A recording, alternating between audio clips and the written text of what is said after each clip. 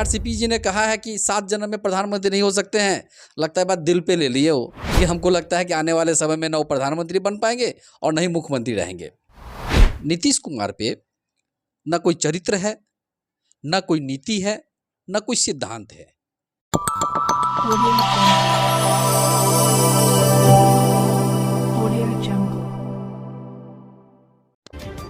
नमस्कार, आप देख रहे हैं नया बिहार न्यूज़ एक्सप्रेस में अमित विक्रम। सामने हमारे जो शख्सियत बैठे हैं वो हैं राजकुमार पासवान जी, जो भाजपा के SC/ST प्रकोष्ठ के प्रदेश प्रवक्ता हैं और कई बार हमारे चैनल के माध्यम से अपनी बात को रख चुके हैं। इनसे हमने कई बार जनता के सवालों को पूछा है। आज भी हम बिहार में जो राजनीतिक गतिविधियाँ हुई हैं उस बारे में इनसे चर्चा करेंगे। बिहार में सत्ता परिवर्तन हो चुका है, लेकिन मुख्यमंत्री चेहरा नहीं बदला है। पहले भाजपा के साथ मुख्यमंत्री बने, अब RJD के साथ मुख्यमंत्री हैं। गठबंधन बदलता रहा है, लेकिन मुख्यमंत्री का चेहरा विगत 18 वर्षों से बिहार में नहीं बदला है। क्यों नहीं बदला है, ये तो बिहार की जनता तय करेगी। जनता जानेगी कि एक ही मुख्यमंत्री को लगातार 18 वर्षों से देख रहे हैं, लेकिन गठबंधन लगातार बदलता जा रहा है। ये लोगों को समझ में नहीं आ रहा है। बिहार की जनता जो है इस बात को समझ नहीं पा रही है कि जनादेश किसी और के साथ और सरकार किसी और के साथ। 2020 के विधानसभा चुनाव में आदरणीय मुख्यमंत्री श्री नीतीश कुमार जी ने भाजपा के साथ मुख्यमंत्री बने। कम सीट होने के बावजूद भी भाजपा ने उनको मुख्यमंत्री का पद ऑफर किया। करीब 2 साल सरकार में रहे, काम भी किया और अचानक रातों रात जो है वो गठबंधन बदलने का फैसला किया, जिससे आम जन में कई सवाल लोगों के मन में उठ रहे हैं। लोग जानना चाहते हैं कि राजनीतिक गतिविधि क्या हो रही है। आज शपथ ग्रहण भी हो गया। मुख्यमंत्री के 8वीं बार मुख्यमंत्री के रूप में नीतीश कुमार जी ने शपथ ग्रहण किया है। दूसरी बार तेजस्वी यादव जी ने उप मुख्यमंत्री का शपथ लिया है।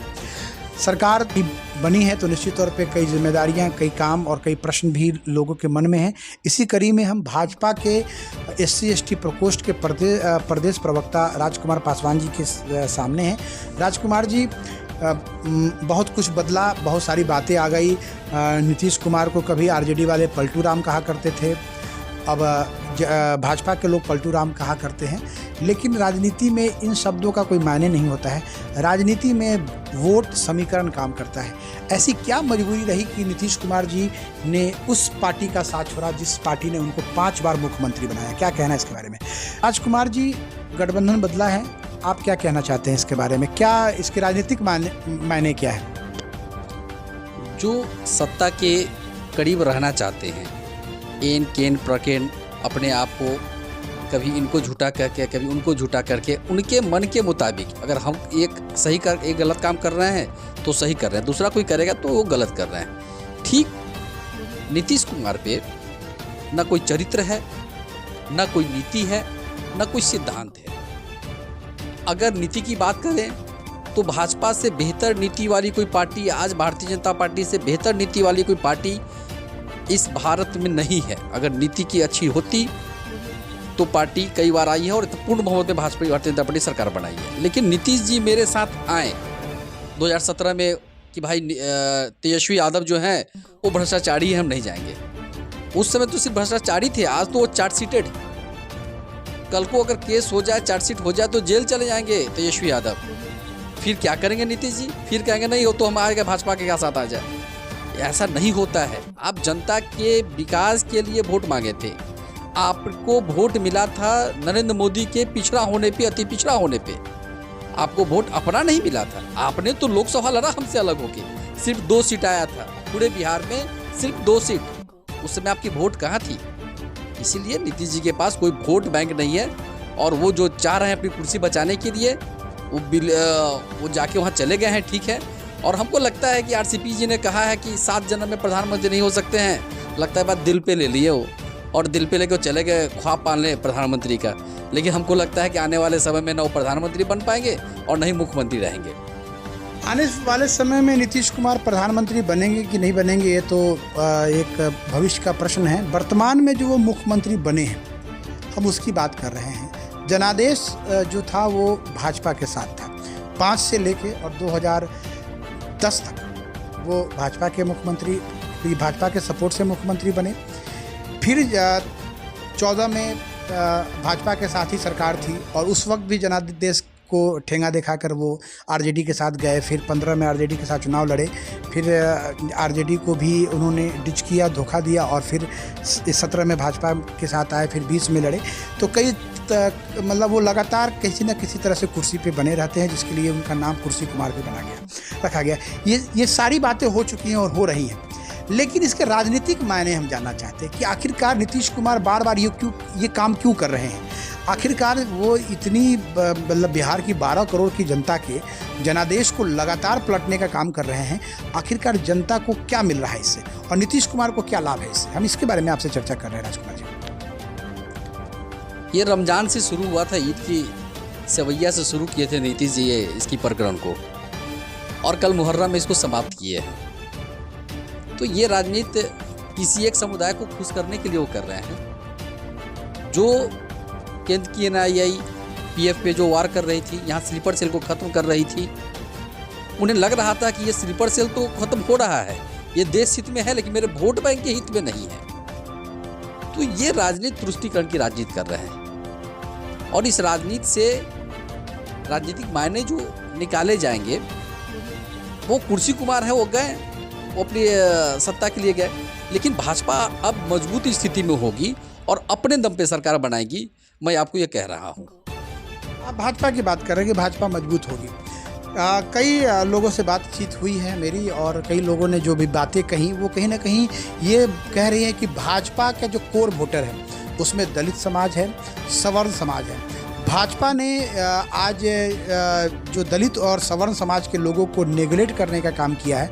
आप भाजपा के बैनर को देखें, उन लोगों का नाम ज़्यादा आपको आता है जो लोग कभी दूसरे दल की चाकरी कर रहे थे, चाहे वो प्रदेश अध्यक्ष संजय जायसवाल हो, वो आरजेडी के टिकट से चुनाव लड़े, मुजफ्फरपुर के सांसद है अजय निषाद जी, वो आरजेडी के चुनाव से लड़े, वो कभी भाजपा ही नहीं रहे, कभी आरएसएस की शाखाओं में नहीं गए, और भाजपा उन लोगों को प्रमोट करती है। और जो लोग आरएसएस के साथ रहे, भाजपा के साथ ज़मीनी कार्यकर्ता बन के रहें, उन लोगों को भाजपा ने हमेशा नेगलेक्ट करने का काम किया, जिसका नतीजा है कि बोचहा चुनाव में बड़ी हार मिली। और आज जब गठबंधन टूटा है नीतीश कुमार और भाजपा का, तो वो लोग ताली बजा रहे हैं। आखिरकार भाजपा अपनी रणनीति से मात खाई है क्या? इसमें सबका साथ सबका विकास वाली बात जो नारा हमारा है, सिर्फ नारा नहीं है, ये हम उसको धरातल पे उतारते हैं। आपने कहा सवर्ण चेहरा भाजपा में कोई नहीं है, क्या गिरिराज जी सवर्ण नहीं है? तो गिरिराज जी को मेरे पहली बार बिहार से कोई भूमिहार लीडर वहाँ केंद्रीय मिनिस्टर बना है, कैबिनेट मिनिस्टर पहली बार बना है। अभी 75 सालों में क्यों नहीं कोई बनाया था? तो सवर्ण चेहरा मेरे पास है। और दलित में हमारे पास अभी बिहार सरकार में जो मंत्री हैं, जनक चमार, वो हैं कृष्णनंदन पासवान, विधायक हैं 5वें वार्ड के, रामपीड़ित पासवान जी हमारे मंत्री हैं। तो दलित चेहरा हमारे पास है दलितों के लिए। और आपको बता दें कि भाजपा में सबसे अधिक सीट, अगर SC ST में सबसे अधिक सीट आती है तो भाजपा को ही आती है। क्यों आती है? क्योंकि उनका अपना तो वोट होता है, सवर्णों का वोट उनको मिलता है। तो जो वोट मिलता है, तो हमको तो दोनों जाति का, सब जाति का वोट मिल रहा है। बात वोट की नहीं है, बात है कि भाजपा ने जिन लोगों को प्रमोट किया, हम संजय जायसवाल जी की बात कर रहे हैं, क्योंकि लड़ाई की जो शुरुआत हुई बीजेपी और जदयू में, जिसके सूत्रधार संजय जायसवाल जी हैं।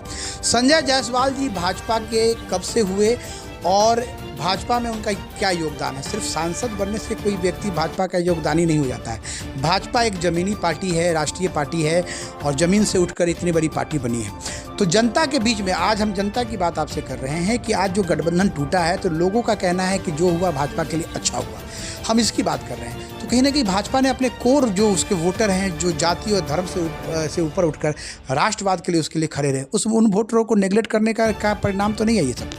नहीं, ये बिल्कुल कहना गलत है। संजय जायसवाल के पिताजी मदन जायसवाल जो संघी रहे हैं, बीजेपी के मोतिहारी के बेतिया के जिला अध्यक्ष थे, विधायक थे और MP भी बने। और वो तो अब फिर बाद में राजद में चले गए। कुछ पल के लिए मन भटका था, चले गए, लेकिन फिर तो आगे घर वापसी उनकी हो गई थी। उनके आने के बाद अगर उन्होंने भाजपा का झंडा, अगर मृत्यु उपरांत उनको भाजपा का झंडा मतलब चढ़ा के ही उनको विदाई होनी थी, तो बाद में आ गए थे। तो हम ये नहीं कह सकते हैं कि संजय जायसवाल जो है वो बाहर से आए हैं। कुछ पल के लिए वो गए थे, फिर आ गए। उनका परिवार पूरा भारतीय जनता पार्टी से जुड़ा रहा है, संघ से जुड़ा रहा है। और ये आपको ये पता होना चाहिए कि भाजपा को स्थापना जब हुई थी उसको बनिया की पार्टी कही जाती थी। तो यहाँ वोट बैंक तो मेरा वही रहा है। धीरे धीरे वोट बैंक बनते बनते और आज हम सबका साथ सबका विकास और सारे जातियों में ये है। और कहीं भी आप ये नहीं कह सकते किसी एक जाति का वोट से कोई सरकार बन जाएगी।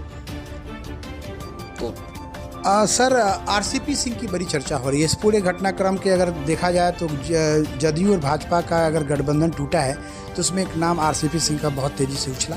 आरसीपी सिंह जदयू के पूर्व राष्ट्रीय अध्यक्ष रहे हैं और उनको जदयू जो है भेदिया बता रही है। वो कह रहे थे कि वो बीजेपी के एजेंट के रूप में काम कर रहे थे हमारे यहाँ और पार्टी को तोड़ने का काम कर रहे थे। कितनी सच्चाई है इस बात में? हमें तो नहीं लगता है कि कोई सच्चाई इस बात में है, क्योंकि आरसीपी को मंत्री तब बनाया गया था जब अमित शाह ने पूछे कि भाई आपके आरसीपी जी को मंत्री बनाया जा रहा है। उनकी सहमति ली गई थी माननीय नीतीश कुमार जी के। उन्होंने कहा ठीक है बना दीजिए, लेकिन ललन जी गुस्से हो जाएंगे।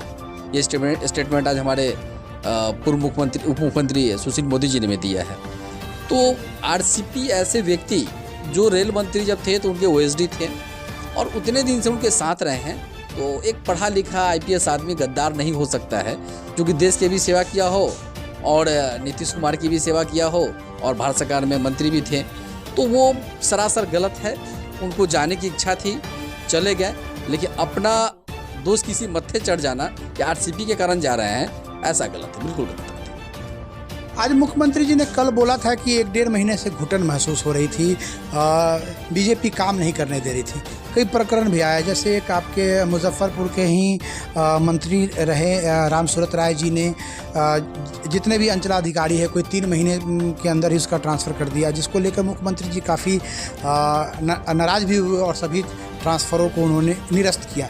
साथ ही साथ विधानसभा अध्यक्ष के साथ जो नीतीश कुमार की बड़ी विधानसभा में जो बहस हुई वो भी एक कारण बताया जा रहा है कि कहीं ना कहीं भाजपा और जदयू के बीच में राजनीतिक संबंध खराब हो रहे थे, जिसको लेकर मुख्यमंत्री नीतीश कुमार जी ने ये आरोप लगाया कि भाजपा काम नहीं करने दे रही थी। क्या कहना है इसके बारे में? सदन चलाना विधानसभा अध्यक्ष का काम होता है और वो सदन चलाते हैं तो अध्यक्ष होते हैं। उनके सारे सदस्य अगर कोई सवाल करते तो उसका जवाब उनको संतुष्ट कराना काम भी विधानसभा अध्यक्ष का ही होता है। तो विजय कुमार सिन्हा जी ने सिर्फ अपनी बात कही थी कि ऐसा जवाब आपको देना पड़ेगा और इस पे बिखर पड़े, एकदम गुस्से में आ गए, तिलमिला गए। कोई आदमी गुस्सा कब होता है?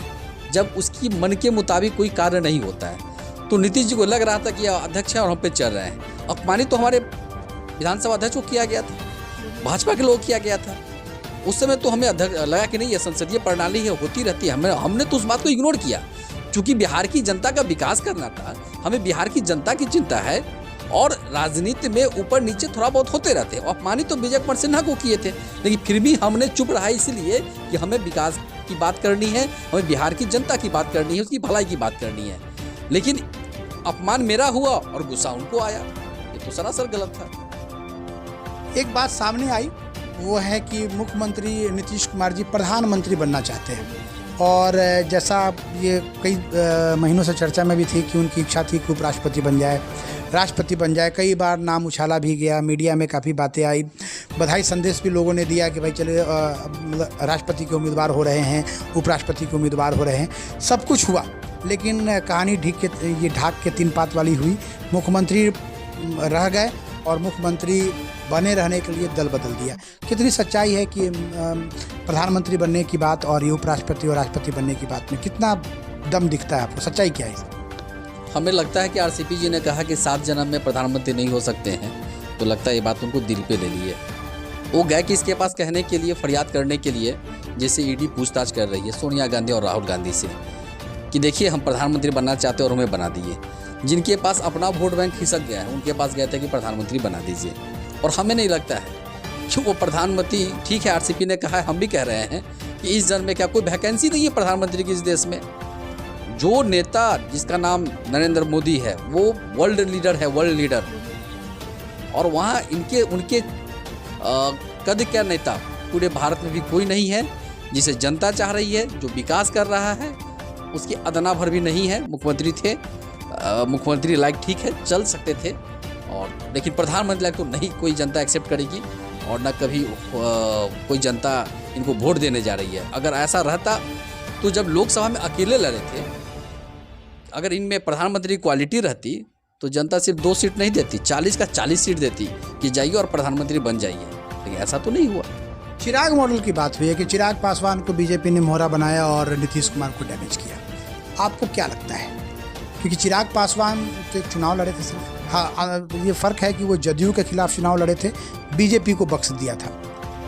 क्या लगता है ये इसमें कितनी मतलब ये क्या षड्यंत्र था? ये देखिए, चिराग मॉडल जब उनके पिताजी मरे, रामविलास पासवान जी मरे, एक यंग लीडर जो बहुत तेज तराक लीडर मानते हैं उनको, टच लीडर हैं, उनको लगा कि हमें अलग से लड़ना चाहिए, अकेले लड़ना चाहिए। वो चूँकि प्रधानमंत्री के क्रियाकलाप से बहुत खुश थे, उनकी नीति से बहुत खुश थे, उनको वर्ल्ड लीडर माना जा रहा था, उससे बहुत खुश थे। उनको लगा कि भाजपा की जो नीति है वो सही नीति है, लेकिन उसमें कहीं ना कहीं कांटा है जदयू।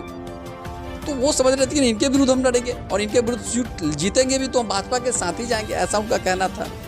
कोई इसमें कुछ षड्यंत्र नहीं था। उनकी अपनी पार्टी है, उनकी अपनी पार्टी क्या करेगी, कोई इंडिपेंडेंट है। हाँ, ये कहना कि सिर्फ जदयू के खिलाफ लड़े, मोतिहारी में मेरा सीट था, सूर्यमणि त्रिपाठी वहाँ से जीते हैं, राजू तिवारी उनका जो प्रदेश अध्यक्ष था वहाँ से चुनाव लड़ा, हमारे विरुद्ध भी चुनाव लड़े हैं। वो साहिबगंज में हमसे गठबंधन हुई थी मुकेश सहनी की उस समय VIP से, वहाँ भी उन्होंने अपना कैंडिडेट दिया। तो ऐसा नहीं कहना, अगर ऐसा रहता तो सब जगह हम लोग को सहयोगी करते। और चिराग पासवान कहते हैं कि हम भाजपा के हनुमान हैं, मोदी जी के हनुमान हैं, तो भाजपा ने भी तो चिराग पासवान के साथ अच्छा नहीं किया। चिराग पासवान की पार्टी को 2 हिस्सों में तोड़ दिया, चाचा को मंत्री बना दिया और ये भतीजा को रोड पे छोड़ दिया भटकने के लिए। तो भाजपा का तो दोहरा चरित्र यूज एंड थ्रो का रहा ही है। जब मैंने यूज ही नहीं किया तो थ्रो वाली बात कहाँ से आ गई? मैंने कोई यूज और थ्रो नहीं किया। रह गई बात थी कि उनके पास संसदीय दल का जो नेता थे और वहाँ जब विभाजन हुआ, पार्टी टूटी, कोई भी पार्टी टूटती है, ये एक राजनीतिक घटनाक्रम है, और उसमें बहुमत किनके साथ था? तो पशुपतिनाथ पारस के साथ था। तो उनको वो बहुमत थी, एक मंत्रिमंडल का विस्तार हो रहा था, जो जिनके साथ सीट था उनके पास गया। रह गई बात हनुमान होने की। भक्त जो होते हैं नीति से प्रभावित होके, उनके नीति से प्रभावित होकर रहे, उनके हनुमान है। तो जब भाजपा पूर्ण बहुमत की सरकार है और उनको कोई और काम कर रही है अच्छी, तो कोई भी कहेगा अच्छा है। बहुत बार देखिएगा अपोजिशन में लीडर रहते हैं, फिर भी कुछ काम ऐसा हो जाता है जो कहते हैं कि नहीं ये काम अच्छा हुआ है, तो ठीक है। यूज एंड थ्रो में हम लोगों ने चिराग जी को नहीं किया है, तो हमारे साथ है, कहते हैं। तो चिराग जी कंप्लीट आपके साथ आ गए। कल वो तो राष्ट्रपति शासन की मांग कर रहे हैं और कहीं ना कहीं वो भाजपा के पक्ष में ही बोल रहे हैं, तो अब तो चिराग जी के लिए अच्छा होगा, क्योंकि अब तो चाचा भतीजा दोनों एक ही प्लेटफॉर्म पे भाजपा के साथ हैं। अगर दोनों आदमी एक साथ आ जाते हैं तो हमें खुशी होगी। पशुपति पारस जी और चिराग जी एक साथ है तो बहुत खुशी होगी हमको। एक बड़ी बात जो सामने आई है, जो राजनीतिक गलियारों में चर्चा भी है, कि भाजपा अपनी करनी का भोग रही है। लगातार आप सत्ता में, चाहे वो केंद्र की सत्ता में पिछले 8-9 वर्षों से हैं और बिहार की सत्ता में पिछले 15 वर्ष तो आप नीतीश कुमार के साथ रहे, अपना लीडरशिप आपने डेवलप नहीं किया और पिछलग्गू बनने का जो दंश होता है वो झेल रही है भागा। तो क्या भाजपा की रणनीति में बिहार के लिए जो कमियां रही उसका नतीजा है कि ये बार बार नीतीश कुमार आपको लंगड़ी मारते गए और आप गिरते गए? कल एक राज्यपाल से जब मिल के आ रहे थे तो नीतीश जी कह रहे थे कि मैंने क्यों भाजपा को छोड़ा। उसके बाद बोलने के लिए माइक बढ़ी तेजस्वी जी की तरफ और उनके पीछे ललन जी खड़े थे। तो हम पिछलग्गू नहीं बने थे, हम सम्मान दे रहे थे। हम जब सम्मान देते हैं तो बुरा देते हैं, और सब सम्मान दे रहे थे तो लोग कह रहे हैं पिछलग्गू। ऐसा पिछलग्गू वाली शब्द तो हम लोग के साथ नहीं है। रह गई बात लीडरशिप की, तो हमारे यहाँ ढेर सारे लीडर हैं। हम लोग ने तो सुशील मोदी हैं, मंगल पांडे हैं, अभी तो हमारे पास गृह राज्य मंत्री नित्यानंद राय है। तो लीडरशिप की कमी नहीं है भाजपा में। और भाजपा तो संगठन की पार्टी है, संगठन में तब के संघर्ष करके लोग लीडर बनता है, ठीक है ना। तो हमारे यहाँ लीडर की कमी नहीं है। क्या रणनीति रहेगी है भाजपा की? अब तो सब कुछ स्पष्ट हो गया। नीतीश कुमार छोड़कर चले गए, एनडीए कमज़ोर हो गया, एनडीए में अब कोई दल बचा नहीं है आपका, खासकर उत्तर भारत में। भाजपा अब क्या करेगी? लीडरशिप बिहार में डेवलप करेगी। साथ ही साथ जेपी नड्डा जो आए पटना में, उन्होंने एक बात कहा कि छोटे दल समाप्त हो जाएंगे, जिसको लेकर काफ़ी आक्रोश हुआ। और नीतीश कुमार ने एक कारण ये भी बताया कि भाजपा ने जो छोटे दल समाप्त करने की जो बात कही है, इससे मैं बहुत आहत हूँ। क्या रणनीति है इसके पीछे, क्या कारण है इसके? देखिए, किस संदर्भ में कहा गया छोटे दल खत्म हो जाएंगे, उस संदर्भ उनका देखिए। ऐसा नहीं कि छोटे दल क्षेत्रीय दल पार्टी, उनका कहना था कि राष्ट्रीय स्तर पे 2-3 पार्टी रह जाए और फिर राजनीति हो। ये छोटे छोटे दल रहते हैं तो फिर अपने क्षेत्र का विकास नहीं हो पाता है। वो कुछ और कहते हैं, वो राष्ट्रीय दल रहेगी तो राष्ट्र की बात करेंगे, राष्ट्र की बात होगी तो सबका विकास होगा।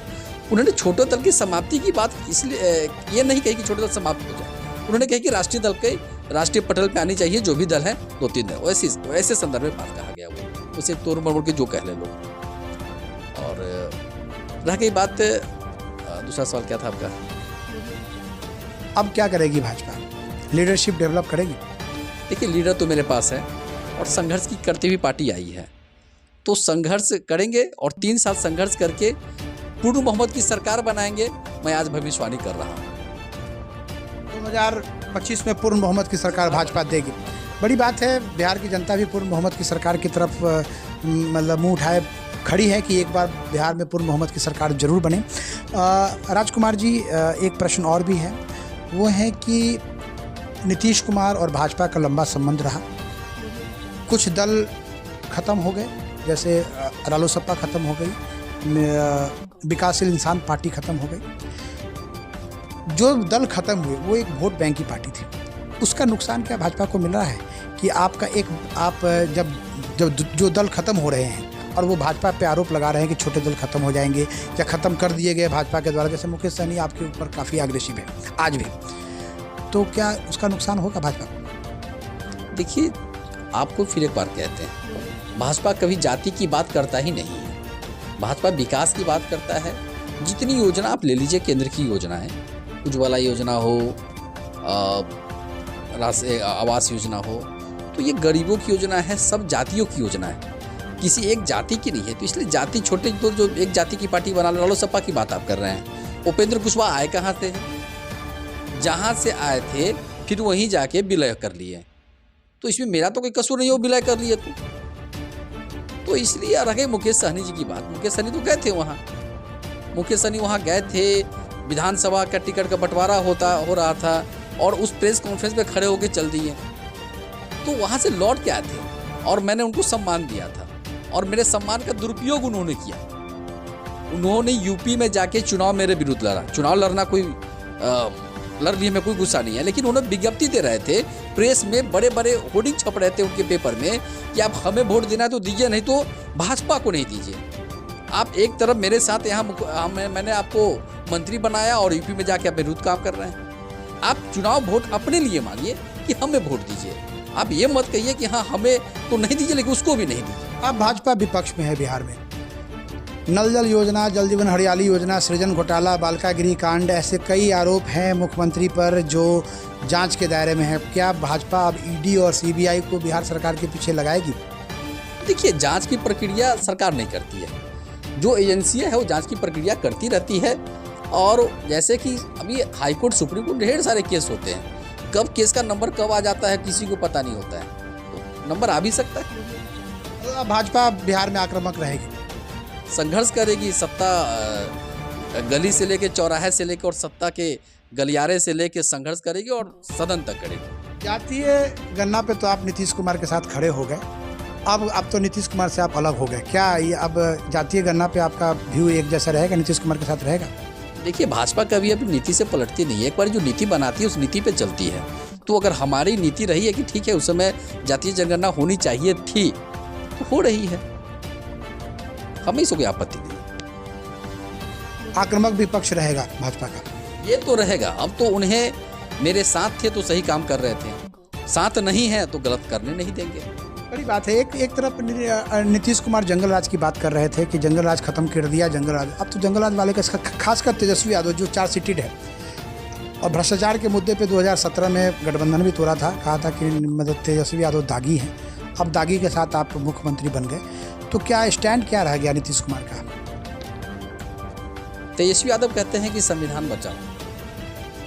क्या संविधान में ये लिखा हुआ है कि कोई आईएएस की बीवी का रेप हो और वही संविधान में लिखा हुआ है?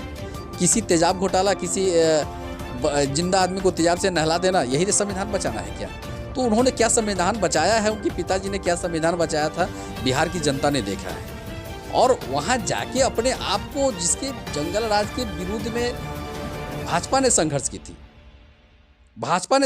थी, उसके पीछे थे नीतीश कुमार। जब 2005 में सरकार बनाने की बात आई थी तो उनके नेता जॉर्ज फर्नांडिस और प्रभुनाथ सिंह ने नीतीश जी का विरोध किया था, लेकिन लाल कृष्ण आडवाणी ने कहा था कि सर चलो मुख्यमंत्री बनने दो।